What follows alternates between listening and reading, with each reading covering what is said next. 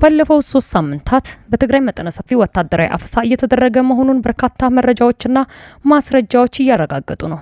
በዚህ ዙሪያም ህወሓት ዝምታውን በመስበር ምላሽ የሰጠ መሆኑን ጥንቅራችን ተመልክቶታል። በአርሲው ጥቃት ዙሪያ በፌዴራሉ መንግስት ደረጃ የጠቅላይ ሚኒስትር ጽህፈት ቤት በርካታ ጉዳዮችን አንስቶ የሰጠው ማብራሪያ ተመልክተናል።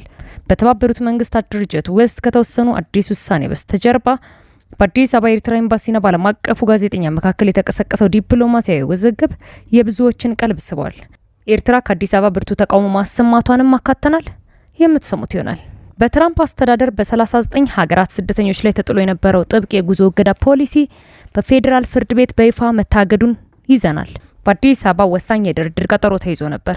ይህ ድርድር እጅግ ደም አፋሳሽ የተባለውን ጦርነት ያስቀራል የሚል ተስፋም ተጥሎበት ነበር። ሆኖም አልተሳካም። ለምን አልተሳካም? ተደራዳሪዎች ውስጥ እነማን ነበሩ? በሚለውም ዙሪያ ጥንቅራችን የሚያደርሳችሁ ዕለታዊ መረጃ ይኖራል። ሰላም ጤና ይስጥልኝ ክቡራን አድማጮች፣ አብራችሁን ስትቆዩ እነዚህና ሌሎች መረጃዎችን ታደምጣላችሁ። ለቻናላችን አዲስ ከሆኑ ሰብስክራይብ በማድረግ እንዲሁም ቪዲዮንም ላይክ በማድረግ ይጀምሩ። በቀጥታ ወደ ዝርዝር መረጃው። ጠቅላይ ሚኒስትር አብይ አህመድ በአርሲው ጥቃት ሀዘናቸውን ገልጸዋል።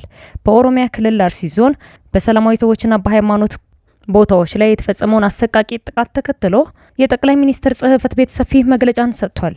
ትናንት ምሽቱን ይፋ በሆነው መግለጫ ጠቅላይ ሚኒስትሩ በጥቃቱ የቤተሰብ አባሎቻቸውን ህይወት ላጡ፣ ጉዳት ለደረሰባቸውና ንብረታቸው ለወደመባቸው ዜጎች የተሰማቸውን ጥልቅ ሀዘን ገልጸዋል።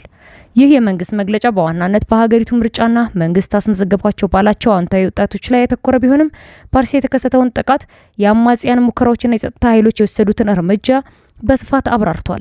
የኢትዮጵያ ኦርቶዶክስ ተዋሕዶ ቤተክርስቲያን ፓትርያርክ አቡነ ማትያስ በበኩላቸው አስቀድሞ በሰጡት መግለጫ የምርጫውን ዕለት ተከትሎ በምስራቅ አርሲ የተፈጸመው ጥቃት በኦርቶዶክስ እምነት ተከታዮችና አብያተ ክርስቲያናት ላይ ያነጣጠረ መሆኑን አስታውቋል። የቤተ ክርስቲያኗ መረጃ እንደሚያሳየው በእሁድና ሰኞ ጥቃቶች በ3 ወረዳዎች ውስጥ የሚኖሩ ቢያንስ 13 ሰዎች ተገድለዋል። በርካቶችም ቆስለዋል። እንዲሁም በመቶች የሚቆጠሩት ዜጎች ተፈናቅለዋል። በተጨማሪም አንድ ጥንታዊ ቤተክርስቲያን በእሳት ሲወድም በሌላኛው ላይ ደግሞ ዘረፋ መፈጸሙን የኢትዮጵያ ኦርቶዶክስ ተዋሕዶ ቤተክርስቲያን ፓትርያርክ በይፋ ባወጣው መግለጫ ጠቅሷል። የጠቅላይ ሚኒስትሩ ጽህፈት ቤት በመግለጫው ጥቃቶች የሀገሪቱን እድገት ለማደናቀፍ ከሚሹ ኃይሎች፣ በአማራ ክልል ከሚንቀሳቀሱ አማጽያንና ከውጭ ኃይሎች ጋር በጥምረት የተከናወኑ ናቸው ብሏል። መንግስት አክሎም ኦነግ ሸኔ በጸጥታ ኃይሎች በተወሰደበት እርምጃ ፍላጎቱን ማሳካት ባለመቻሉ የሃይማኖትና ብሔር ግጭት ለመቀስቀስ ስስ ኢላማዎች ላይ ማተኮሩን አመልክቷል። በሌላ በኩል ወቅታዊ ጉዳዮችን የዳሰሰው የመንግስት መግለጫ አንዳንድ የሀገሪቱ ኃይሎች ከኤርትራ ጋር ጽምዶ የሚል ቁርኝት ፈጥረው ሰፊ የጥፋት ዝግጅት ሲያደርጉ መቆየታቸውንም ከሷል።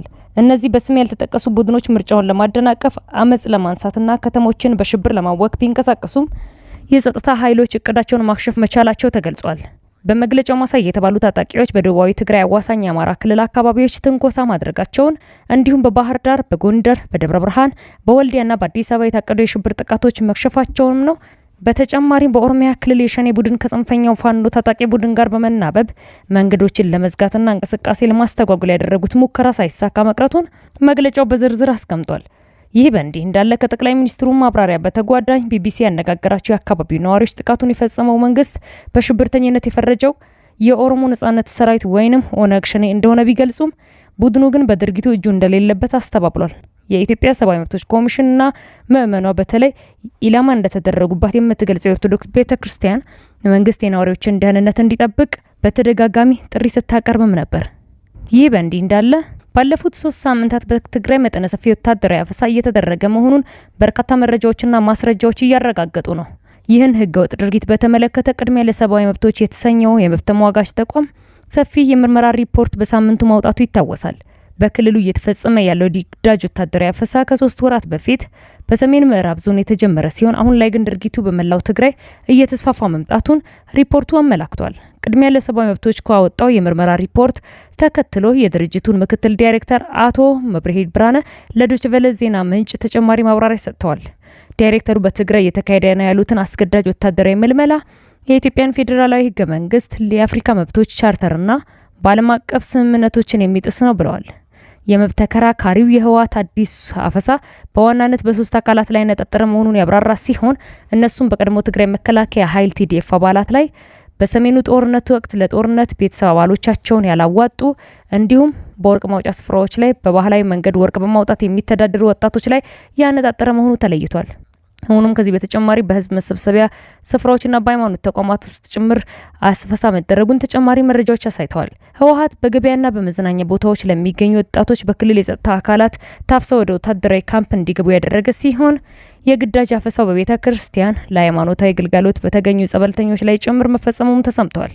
ይህን ሪፖርት ተከትሎ የህወሓት ቃል አቀባይ ግን የድርጅቱን የምርመራ ዘገባ ውሸት ሲል ማጣጣላቸውን የዶይቼ ቬለ ዘገባ አመላክቷል። የህወሓት ቃል አቀባይ አቶ ሚካኤል አስገዶም መልስ የሰጡት ሲሆን የትግራይ ወጣት ለመብቱ ሲል በፍላጎቱ የመታገል ልምድ ማዳበሩን ገልጸው ድርጅቱ ያወጣው መግለጫ በማስረጃ ያልተደገፈና የገለልተኝነት መርህን ያልተከተለ ነው ሲሉ ማጣጥለውታል። አንድ አካባቢ ቁጭ ብሎ ቦታውን ሳያስዝ መረጃውም ሳይኖረው ሆን ብሎ ለማጠልሸትና ትግራይ ላይ የሌለ ነገርን እንዳለ አድርጎ እየዘገበ ነው የሚገኘው ሲሉም ከሰዋል። የድርጅቱ መግለጫ እርስዎ እንዳሉት እንደ ሐሰት ቢቆጠርም እንኳን በርካታ የትግራይ ወጣቶች በየግል የማህበራዊ መገናኛ መረቦቻቸው አስገድዶ ለውትድርና የመወሰዱን ሁኔታ እየተቃወሙ ነው።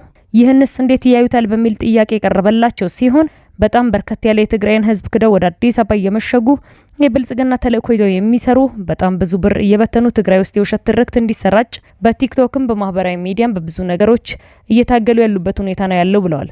የቅድሚያ ለሰብአዊ መብቶች ድርጅት ምክትል ዳይሬክተር አቶ መብሬ ብርሃነ ግን ከ18 ዓመት በታች የሆኑ ህጻናትን የምልመላው ሰለባ መሆናቸውን በምርመራ ማረጋገጣቸውንም አክለዋል። የአይን እማኞችም ወጣቶችም መልማዮችንና ቤተሰቦችን ቃለ መጠይቅ በማድረግ ነው ስራውን የሰራ ነው ሲሉ ለዶይቼ ቬለ ተናግረዋል።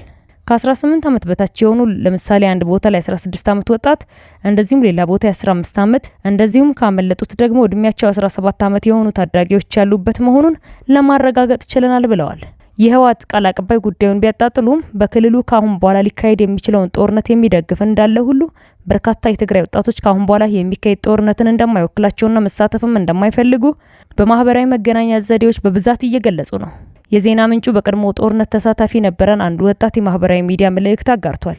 ወጣቱ በፌስቡክ ባሰፈረው መልእክት እኔ ሞቼ እናቴን የሚያነሳ ታጣ ሀዘን ውስጥ እንደምትኖር እያወቅኩኝ እኔ እግሬን ተቆርጬ የሚያነሳኝ አጥቼ ጎዳና ላይ ወጥቼ እንደምለምን እያወቅኩኝ እኔ እግሬን ተቆርጬ የሚያነሳኝ አጥቼ ጎዳና ላይ ወጥቼ እንደምለምን እያወቅኩኝ እኔ ራስ ቅሌ ውስጥ የአረር ቅሪት ተሸክሜ ማሳከም ያጥቼ እየተሰቃየሁ እንደምኖር እያወቅኩኝ ሀገሬ ከታገለላት ያውደለደለን እንደምትሳኖር እያወቅኩኝ መሞቴ እኮ አይቀርም ግን እናቴን አሳዝኜ ጎረቤትን ለማስደሰት አልሞትም ሲል ተቃውሞውን ገልጿል። ክቡራን አድማጮች ለሳቱ ያጠናቀርኩላችሁ መረጃ ይህን ይመስል ነበር። ከጥቂት ሰዓታት በኋላ በሌሎች መደመጥ ካለባቸው መረጃዎች ጋር እንደገና የምመለስ ይሆናል። እስከዚያው መልካም ቆይታ።